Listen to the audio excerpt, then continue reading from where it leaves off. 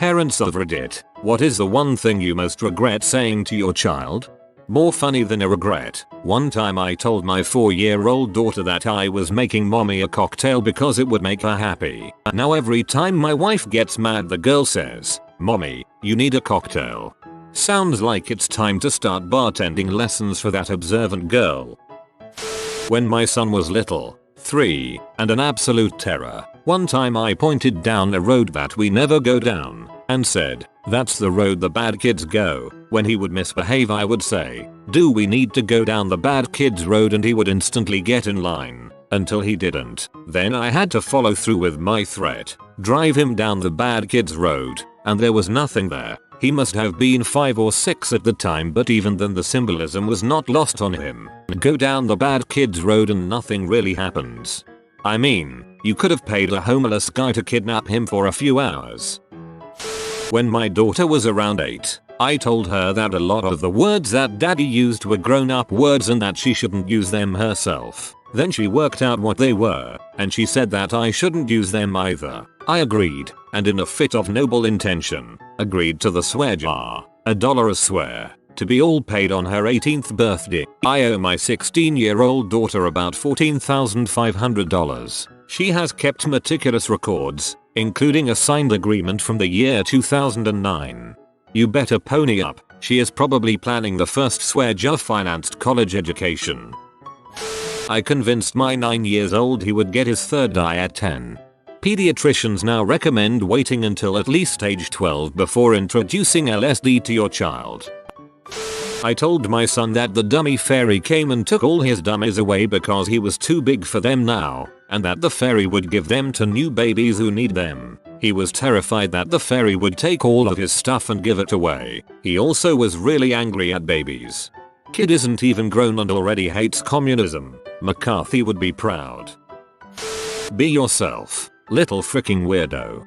You just have to be yourself. But I'm a disgusting individual. You don't get it. Everyone is beautiful on the inside. No, you're still not getting it. I am a repulsive human being in every way. Yeah buddy, you can watch TV before bed. Every freaking night now we watch Cars. When I was in the process of getting a divorce my wife was screaming at me like always. I was trying to sleep on the couch. My stepdaughter said, "For your first marriage, you are doing a great job of freaking it up, Diego." I said, "With more practice I'll be as good at as your family." Everyone in her family had been divorced multiple times. She baited me and I took it and said something that I shouldn't. As a rational person who thinks everyone is deserving of a certain amount of respect, I agree that you shouldn't have said that and been the bigger person. However, as an extremely petty person who has come across many butthole teenagers, high freaking five man, that was a good one.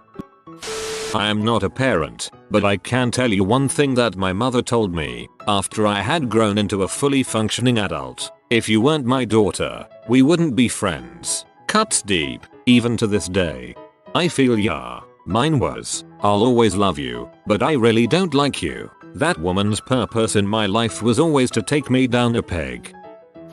I don't remember exactly what I said, but my son was playing basketball at his school and had just made a basket, but accidentally did it on the wrong side of the court, and he was humiliated. I said something smartassy trying to lighten the mood and it totally backfired. My son turned away and burst into tears. I felt so low. I apologized but the damage was done. I regret it.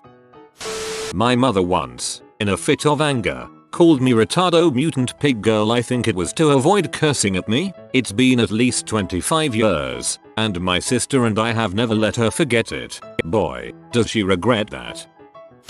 One day as I was walking in from work my wife met me at the door on her way out. She needed a break from our argumentative 10-year-old daughter. My wife muttered under her breath, "I need to leave before I punch her in the face." Our daughter heard and immediately burst into tears. That's why my parents spoke English. I'm from Germany. For adult conversations, every time there was something going on they'd switch. Too bad I was a fast learner and picked it up quite nicely. In the end, thanks mum and dad. Sure, we can watch Klao. You poor bastard. Not my child, not that big of a deal, but it was my first experience with telling children something you shouldn't. My friend's son is now about 18 months. This summer, when his mom was away, I went over to help with babysitting and have our first bros night in. He's at the stage where he understands that conversations exist and tries to join in by making sounds, but he hasn't said an actual word yet. It's cute because he does it mainly in places where people talk to each other, for example, outside for a smoke, around the coffee table, or in a public place. As he was talking to me, he suddenly said tete to me. It sounded sort of like tetten, which is dialect Flemish for titties. Both me and my friend were in a frat once, where it was said that titties is always an appropriate response and a request. It's been a running joke for us ever since. In trying to be funny, I replied to him with yes, titties in Dutch. My friend laughed. It happened a few times over the day, and because my friend kept laughing at it,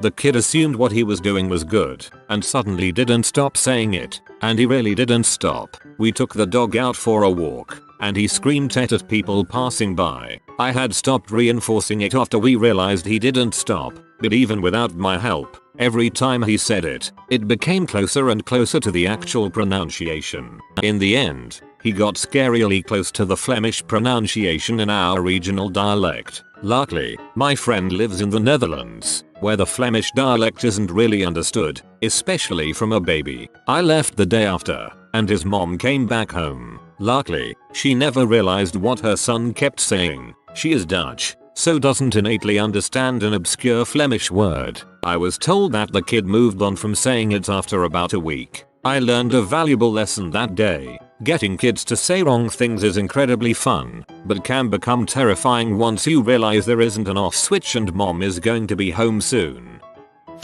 I forgot how smart my daughter is. When she was 2, she asked me for the code for my phone cause it went to sleep when she was playing some app I downloaded. I told her 1, 2, 3, 4 cause it's the ultimate code. Anyways, she remembered it and was able to unlock my phone the next day and send numberless texts and make multiple phone calls without completely knowing what she was doing. No actual harm in any of that except phone wasn't on Wi-Fi. She found Netflix. She watched a couple of $100 worth of Paw Patrol that day.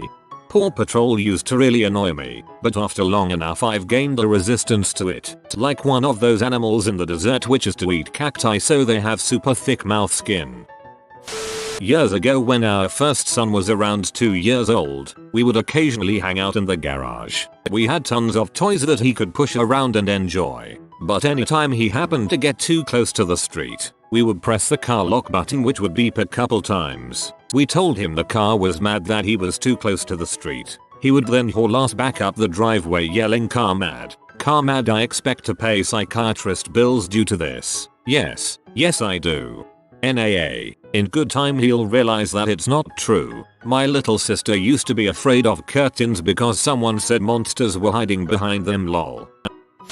Not a parent, but I witnessed this at a relative's house and she had a friend over with a toddler. The kid was screaming and crying non-stop the whole time he was there. We were trying to talk, and this kid would not shut up, so we put him in another room where we could see him but still talk over his wails. 2 days later he died. He was suffering from meningitis which none of us knew anything about at the time. We thought he had a cold or maybe flu. By the time his parents took him to the hospital it was too late. I will forever remember that little boy screaming and crying, and us all standing around talking ignoring him. Frick. Oh, this is one of the saddest things I've read. I don't care. What I meant was I don't mind, but my young brain failed to make the distinction until I'd spent years telling my kids that I didn't care if they went to their friends or I didn't care if they went on a date. I did care. My actions showed it, but my words were wrong. My dad used to get mad at me for this same thing. I'd be like, oh, my friend got grounded for failing a test. I find that weird because I know you wouldn't care since you know I always try. He'd become furious and insist that he did care. He just wouldn't be mad. It took me years to understand why he worried so much over the wording. What is it, buddy? Stop talking like that. I can't understand you. I said stop talking like that. He'd walked into the living room from his bedroom after having his first seizure. He was mumbling incoherently. I didn't realize something was wrong until I noticed one side of his face was drooping and he was drooling. I'll never forgive myself. Maybe you should forgive yourself. No way you could have known, with no precedent, and I'm assuming you helped him once you realized, so don't be mad that you didn't know what you couldn't know. Plus it sounds like you said that because you were concerned. Not me, but when I was a baby my mom said something along the lines of she's going to be so smart, and my grandmother immediately said don't get your hopes up. You'll just be disappointed like I was with you. It's been 21 years and it still hurts my mom to think about. I doubt my grandma regrets it though. She's never apologized for saying hurtful things like that. The good news is that Gam Gam will die a bitter old woman and you know better than to be like her.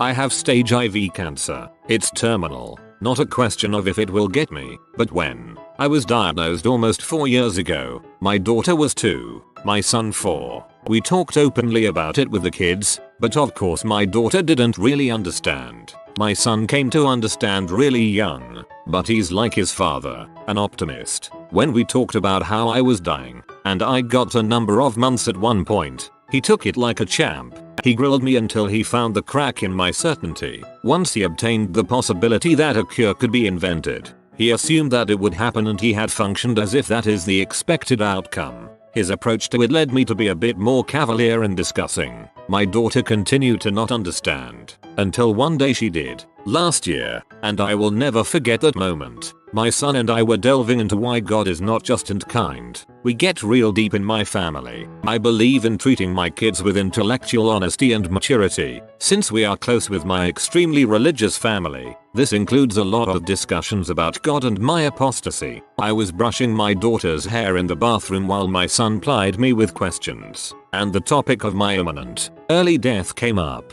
The conversation moved on. My son left the room and I finished my daughter's hair. I turned my daughter around and there were tears in her eyes. "Mommy, you are going to die?" she asked. I knew the moment I looked into that pained little face that this was not a passing moment. These tears were not the tears she shed over a lost toy. This was a key memory, held in place by fear and pain.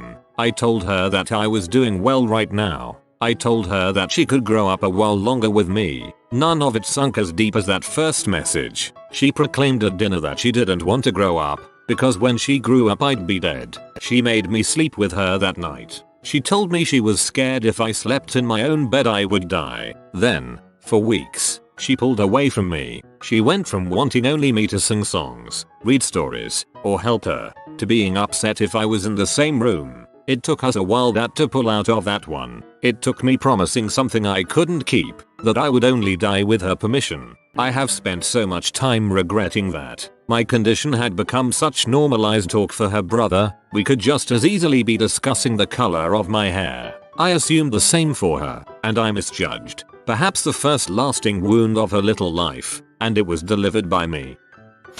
Yeah, you can root for whoever you want. Kid is now a Bills fan. I'm sorry for your loss.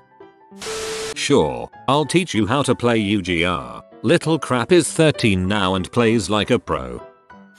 I hope my dad regrets telling me, one day you'll grow up and won't have any friends because no one likes you. I was 12 and it has colored every interaction since. Not a parent but used to work with kids. I used to do P90X and one of Tony Horton's famous lines was "Don't say you can't, say you presently struggle with." I remembered that term. Worked at a tutoring center. When one kid kept repeating "can't," I told him to not say he can't, but that he presently struggled with something. Explained to him what it meant and everything. Meant to say it as a motivator and that when you say you can't, it's something that cannot be done ever. Can't grow wings. Can't be 500 feet tall, etc. Cue him substituting presently struggling with instead of can't for everything. Screaming but I presently struggle with. I presently struggle with. At one point he forgot the words and it became things like pleasantly acquaintance with and other madness. After that, I just decided to tell the kids to just not say can't. Last time I tried to be inspirational. Now I'm imagining toddlers throwing a fit for recovery drinks. Telling my daughter the truth about her father. I was a young parent. My daughter was born right before I finished out my freshman year of high school. She is about to turn 7. Her sperm donor is the biggest piece of crap I've ever known in my entire life. He broke 3 of my ribs and my collarbone while I was nearing 6 months pregnant. After she was born, He tried to kill himself because I wouldn't be in a relationship with him. He's currently locked up for killing the girlfriend he had after me. I didn't tell her the full story, just that his brain is sick and he will not be a part of our lives. I had never seen hope leave someone's face so quickly. I wish that one day she understands. You are so great for not letting his toxic personality be in her life though. One day she will understand and be grateful that she had someone awesome like you in her life. Someone who has her best interest in mind. My kid was being bullied, and she was miserable. So I said, don't be sad. You aren't at fault. Take the problem out at its source. My darling cut her arm and told the teacher that her bully hurt her. She got the girl suspended. To be honest, I'm more impressed than anything. I think that in the end, your kid is either gonna book lots of sessions with mental health experts, or do exceedingly well in life, like Fortune 500 company CEO. Well, I'm betting my money on the latter though. He asked why his grandma died and I said because she was old. He now thinks all old people are about to die. Oops. Not wrong tbh. Slight role reversal here, but as I am now a parent I can put myself in my dad's shoes here pretty well. When I was 15 and my father was 50, he went on a rant one night about how opiates aren't that bad if you control your dosage and have a constant supply, and went on to proclaim that upon his 70th birthday he would begin using H. Because frick it, this particular moment stuck with me. Now, 20 years later, 4 days ago, my father turned 70. He has received more messages from me in the last 4 days than the previous 4 years combined. Needle joy. Needle emoji. Waits 5 minutes. Dad, are you alive? Do I need to send someone over to check if you OD'd? Trap meme. Pill emoji. Needle emoji. Honestly, it's the most fun I've had with him in years. Not sure how long it will take me to get bored of it, but boy, I can hear his eyes rolling from 500 miles away. God, it's rough when you teach your kids to have a sense of humor. The little suckers always turn it on you. Not me, but my mom. When she found out I'd got physically intimate for the first time, consensually, at least, she called me a W. I've never forgotten it. I replay it at my worst moments. I actually know my dad's, because I heard him admitting it on the phone one day when he was staying at my place. I was about 22 here, and thought I was asleep. It took me until I was 15 years old to gather up the courage to tell my dad that I couldn't physically or mentally cope with the abuse my stepmother was subjecting to me too. I walked out into the lunch room in the middle of the night and told him I couldn't do it. He needed to do something to help his daughter before I gave up completely. My dad had never sworn at me before this, ever. He called me a little b and told me to frick off and stop being selfish. So I did. I packed my bags, waited until they were asleep, and left. It took 3 years to speak to him again, another 2 for us to be somewhat comfortable together, and we haven't hugged since about a week before that. I didn't think he remembered it, but he remembers, and he regrets it more than anything. One day I'll manage to work up the courage to tell him I forgave him years ago, but it will probably take me another 15 years. I'm not very brave. What is wrong with you? I later told him that the correct answer to that question, no matter who asked it, was absolutely nothing. I have a minor disability and my go-to response is frick you, but I get where you were going with the absolutely nothing thing. When I was a kid, my mom wanted me to exercise more, so she took me to her playground, and when I was finished playing, she told me to run 3 laps around the playground. I refused, and eventually, she drove off and left me there. I was walking home when I saw the car come back. She said that she overreacted. She did not say she was sorry. She then refused to take me home until I ran those 3 laps. Well, if the distance home isn't significantly more than 3 times the size of the playground, or even if it is, just to make the point. I told my 3-year-old, who completely trusted me, never to run from a dog or they will chase you. A 100-pound giant Rottweiler mix was charging at her at full speed, and she looked him in the eye and didn't budge. Bowled her over. He was friendly, just an idiot. I never got that level of trust from her again. To be fair, it is generally good advice. What are you going to do? Stab me? Not the parent, but I'm pretty sure this would be my mom's answer. I was 13 and she was pregnant with my sister. We got into a fight about something that had to do with a boy I liked. I wasn't allowed to date until I was 16, and in the most heated part of the argument she told me, well, I just hope I don't screw this one up. My boys, ages 4 and 6, were throwing an unimaginable tantrum at a store over a hat that I would not buy. It was such a bad meltdown that when we finally got to the car, I cried, and then they wouldn't stop crying and screaming. I said, you guys make me miserable, I regret that. They don't make me miserable, but in that moment I was miserable, but I didn't have to tell my wonderful children that. When my kid was little, she always asked to ride in the car carts at the grocery store, and I always just told her we'd do it next time. She was always so sad and disappointed. Next time never came, and she's 13 now, and every time I go to the grocery store I am reminded that I didn't put her feelings ahead of my own. Sounds silly, but it's a huge regret I have. You have been visited by the gentle doggo. Subscribe to Updoot and he will help you by lowering your stress. Thanks for watching.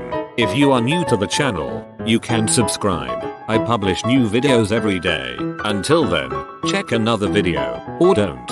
Either way, have a great day, you magnificent people.